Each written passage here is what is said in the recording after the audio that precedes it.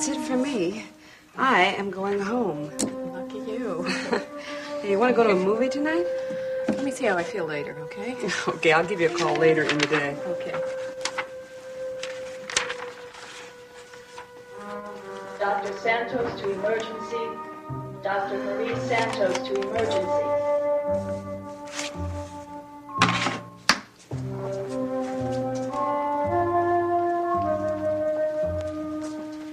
Mr. Swift. Oh, I'm sorry. You know, if you keep sleeping in this position, you're going to have a terrible backache. What time is it? 7:30. We could have found you a bed someplace. It's all right, okay. Well, you know anything about my son? No, to be honest, I'm afraid I don't. I don't think there's been any significant change since last night, though. No significant? What does that mean? Is he worse? Oh, the tolerance of some children would amaze you. Yeah. Is Dr. Santos here?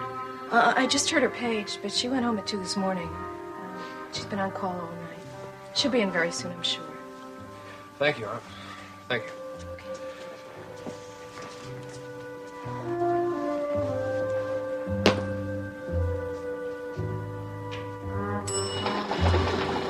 Nurse, where is my baby? It would help if I knew your name. I'm sorry. I'm Raven Swift. Well, you could ask your husband. He's right over there. Logan, what did you do to my baby?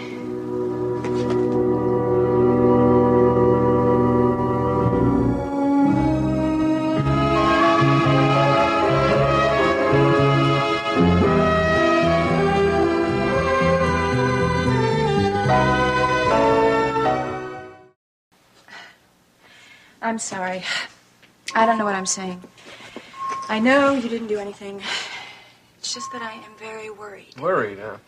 Geraldine called you last night, didn't she? If you were so worried, why didn't you come by then? Because I was sick. I had a virus and I couldn't get out of bed. Oh, I'm glad you recovered so quickly. Logan, I would have come if I could have. Jaimie means a lot to me. Well, he means something to you. It's just I'm not exactly sure what it is. He is my son. He's my own flesh and blood. I am the one who carried him for 9 months. I bore the burden, not you. Burden, huh? Burden? Is that what Jaimie means to you, a burden? I love him. Why do you think I took so many risks trying to get him back? And if he dies, he won't do either one of us any good, will he? It's funny.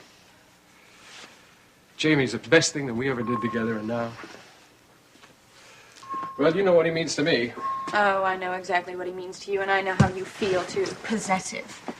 The only reason you're keeping him from me is spite. You just want to pay me back because you think I did something wrong. I'm just imagining that you had an affair with Elliott Dorn? Is that it? Who drove me to it? Oh, come on. And besides, it was only a couple of nights. I mean, Elliott Dorn means nothing to me. Look, this is no place to have an argument. And you accuse me of trying to steal Jaimie back. You're the one who stole him in the first place. You can't deny that. Stole him? I took him back from April and Draper. You're the one who took him away from me without telling me anything. That You is stole a my... lie. It's the truth. Your letter shows that. Oh, the letter Yeah. that I gave to April and Draper, giving them permission to take care Your letter of says him. a lot more than that, and you know it. How do you know? I- Do you have the letter? No, but I know what's in it, and if I have to, I'll use it against you. Don't See, think that's I won't. what I mean. Revenge. That's all you care about. You care nothing about his health. And look who you hired as babysitters. Oh. Armed policemen. You're being ridiculous. That's why you know he's sick. They knew nothing about taking care of a baby. that.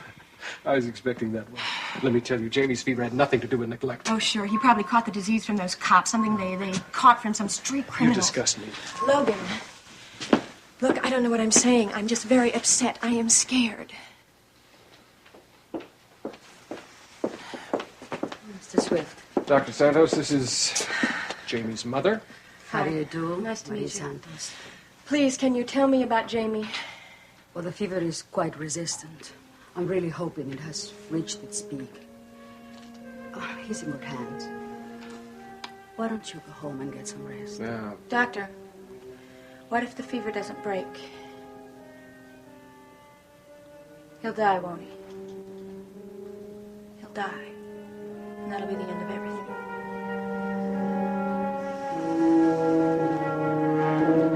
April, your suitcases are in the trunk of the car. Oh, thank you very much, Mike.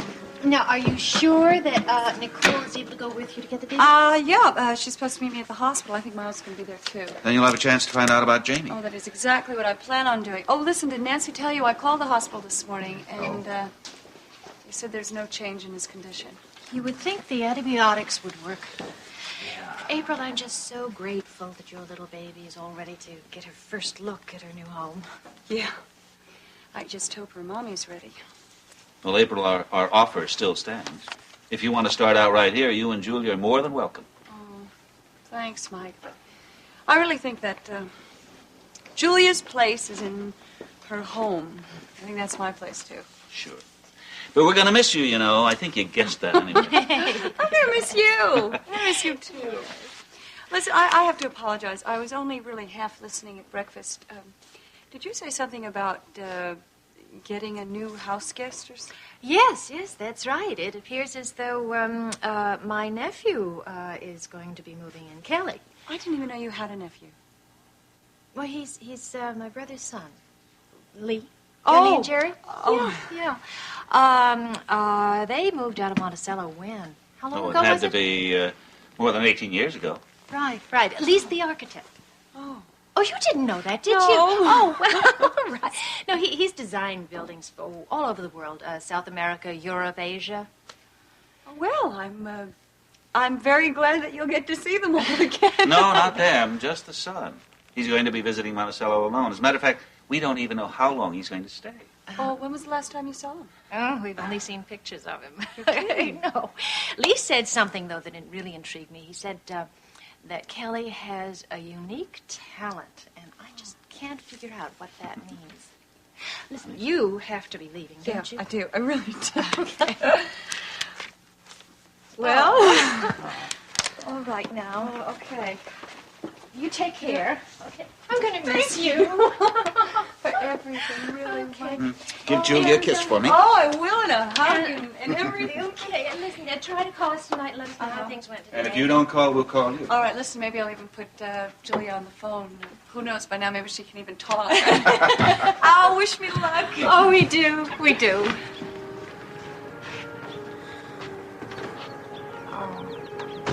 She's been waiting for this day for such a long time. Yes, she has. It's going to be very hard for her now that she's all alone.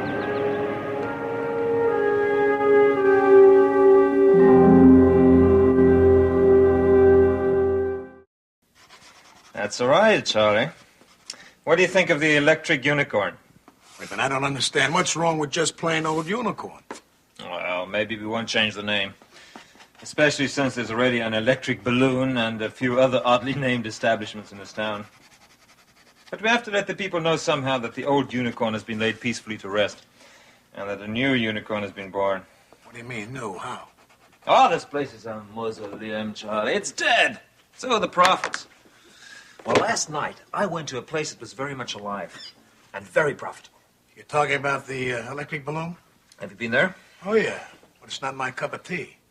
It's full of kids, mostly. Kids, Charlie. Young people, that's where all the action is. They're the ones who fill up the nightclubs every night. But they are the ones that are going to pay. So this unicorn is too old and too stodgy. Now, wait a minute. You're not talking about turning this place into a disco or something like that? Why give it a name? Give something a name and you're asking for it to be outdated. Oh, we'll have music. Records, that's the cheapest. And we'll have lights all over the place. Blazing lights, dazzling lights, all kinds of lights. It seems to me you're going to lose your old clientele, well, without necessarily getting anybody new. I don't care about the old clientele. There was never enough to matter. What we have to worry about is the new. And how are we going to get the new clientele in here? Well, I don't know, Mr. Dorn. It's your place. I guess you can do anything you want. That's right, Charlie. And this is what I want. Hey, that's real cute, Mr. Dorn. You know that? That's an idea. That's what I'm going to need, Charlie. Lots and lots of ideas. There's something you're right. I'm going to get out of here and see if I can get some of my ideas going for you, okay? Good for you. Oh, excuse me. I have to talk to you. See you later, Charlie. Don't tell me it's bad news. He's alive. But he had a raging fever all night. I'm sorry to hear that, Raven. Is this coffee? Yeah, help yourself. Logan was there. I think he was there all night. Now, what do you have to say? The first thing he did was complain about the fact that I didn't go there last night, and it's your fault. Mine? Oh, my darling Raven, I wasn't the one who drank all that alcohol. You were in no condition to go anywhere. Well, I told him I was sick, and he won't find out any different, will he? I hardly think that Logan and I will be chatting about you in the very near future. Or ever, for that matter. He talked about that letter. The one that I gave April and Draper about Jaimie. How could I have been so stupid? Well, you didn't think it was stupid at the time. You were completely prepared to see the last of your son. Well, I'm afraid that letter might guarantee that I see the last of my son because he intends to use it against me if April will give it to him. Seems to me, Raven, you have more to worry about now. That's true. If Jaimie dies, then the letter won't matter at all, will it? Nothing will matter. Oh, you don't have to play that scene for me, Raven. You already played it, remember? You already told me why you're so concerned about Jamie's well-being. It's because if you don't get your little son, you don't get your big inheritance. I should never have told you about that. And besides, it's not true. Isn't it? No, it isn't. The reason I am worried about my son is because I love him.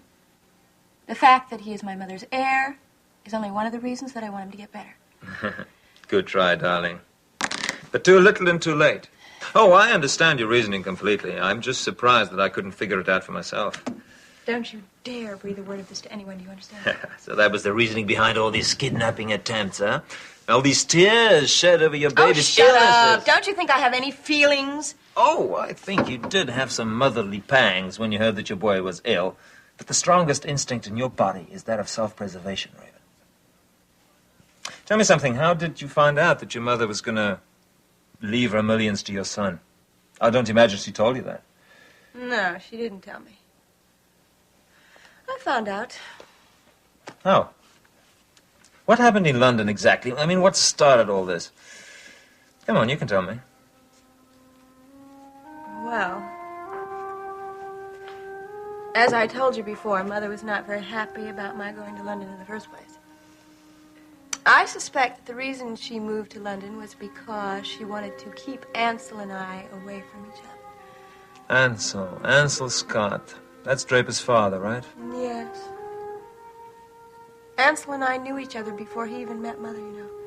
I used to date him. In fact, I'm the one who introduced him to Mother. Big mistake. Should have realized he would become intrigued by all her money. Some men find money to be the most exciting perfume in the world. Present company excluded, of course. Anyway, they got married and moved away to London. And then when I showed up... Go on. Mama wasn't too happy to see you, but Ansel was. Well, why shouldn't he be? I was his friend. One day, my mother got an invitation from Lord and Lady somebody or another. She always was a social climber. And Ansel couldn't go because he had a business meeting in London, so he convinced her to go by herself. Oh, this is beginning to sound familiar. Nothing happened. He simply invited me to dinner, and I went to keep him company. And then somebody told Mother about it and exaggerated the whole thing, made it sound as if we had slept together. Did you? Who, me? Anyway, Mother was furious. And I decided that I had better leave very fast. But I suspected that she was very upset and might change her will, so I went to see this man called Mr. Beamish. It sounds like something right out of Dickens. And who was Mr. Beamish? Mr. Beamish was the solicitor at the law firm. He was very young, about 25. He was also very nice to me. I'm sure he was. Anyway, he told me it was true. Mother had cut me out of her will. I was not to get a penny. Do you believe it? I have to live the rest of my life on my measly allowance. Anyway, that wasn't all of it. She had also changed the beneficiary from me to my son. Neither Ansel or I was to get a penny. But when Jaimie is 21 years old, he will be a multi-millionaire. So until he reaches that magical age of 21, yeah, he would have to have somebody mature to manage his money for him, right? I see, darling, I see. In order for you to get your money, you have to get your son. Yes. Jaimie has got to live. And he has got to live with me.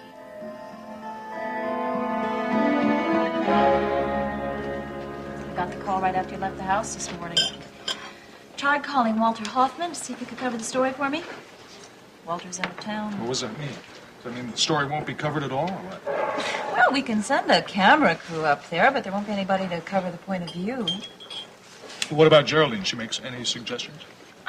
Well, I didn't want to bother her this early in the morning. She was at the studio till after 1 last night. Well, I feel awful about this, but there really isn't anything I can do. No, of course not. Just that I hate to have April try to handle this all by herself. I know. She really needs to have someone there when she picks up Julia. And when she goes into that house for the first time. That's going to be very difficult for her, you know.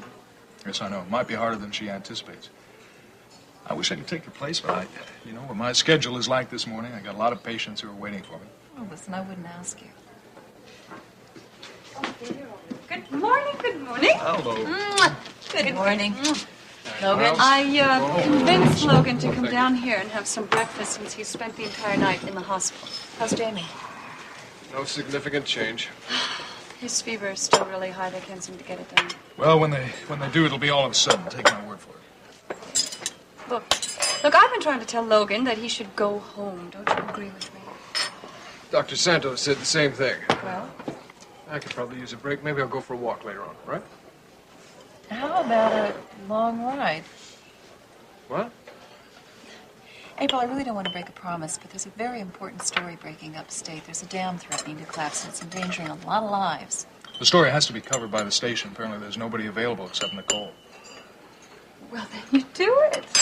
Nicole, it's your job. I told you, I can take Julia home by myself. I know, but I feel awful about it. Wait a minute now. Is that the drive you were talking about me taking? You want me to drive April home? Is that it? Yeah? Well, I could do that, I guess. It'd give me the break I was talking about. And on the way back, I could stop by the apartment, shave, shower, probably think a little clearer after that. That sounds like a good idea. Is all right with you? Me? Well, sure. Thank you.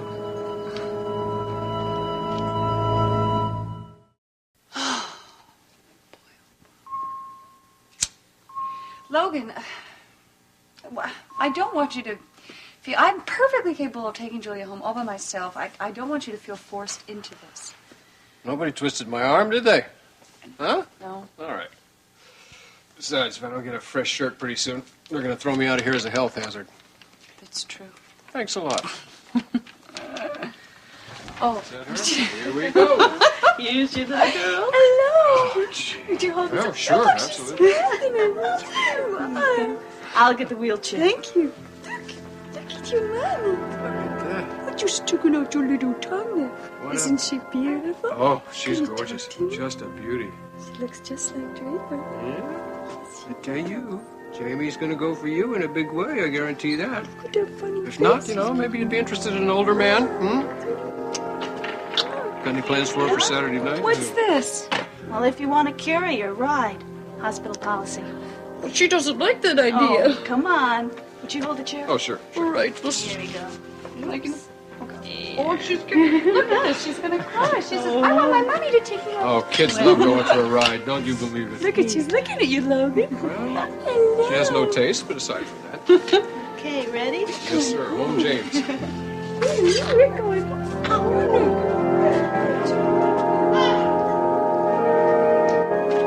Well, what do you think of it? It's not bad, huh? My rendition is a bit amateurish, but I think that's a general idea. It's very clever. I wish you could have been as clever and helped me. Well, I can't do the impossible, darling. And neither could you, obviously. I mean, how are we going to get into Geraldine Saxon's suite without using brute force? I would have done that if it would have worked. I know you would have. Anyway, Jaimie isn't in the suite anymore, so that takes care of Plan E, doesn't it?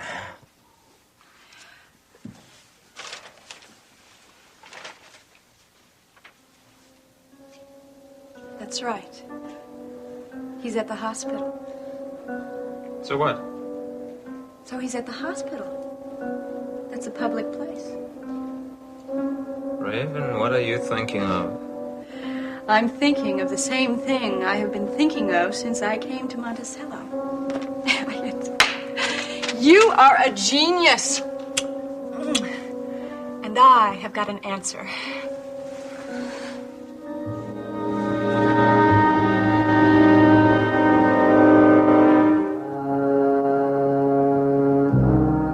Seems as though a harmony is hard to find, always on our mind. And frustrated days pass without sight, the edge of night, half dark, half light, as we watch our hearts